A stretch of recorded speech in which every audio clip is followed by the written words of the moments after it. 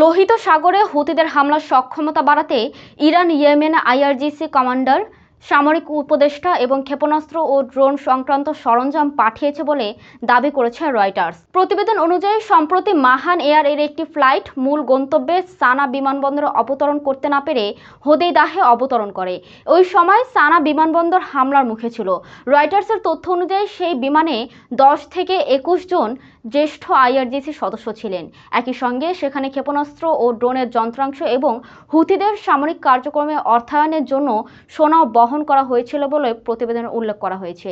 যদি এই দাবি সঠিক হয় তবে এটি ইঙ্গিত দেয় যে লোহিত সাগরে চলমান উত্তেজনা আরও বাড়তে পারে, কারণ হুতিদের হামলার কারণে আন্তর্জাতিক বাণিজ্যিক জাহাজ চলাচল এবং বৈশ্বিক সরবরাহ ব্যবস্থার উপর ইতিমধ্যেই বড় ধরনের প্রভাব পড়েছে। তবে উল্লেখ্য, রয়টার্সের এই প্রতিবেদনের দাবিগুলোর বিষয়ে ইরান বা আইআরজিসির পক্ষ থেকে তাৎক্ষণিক কোনো আনুষ্ঠানিক মন্তব্য করা হয়নি।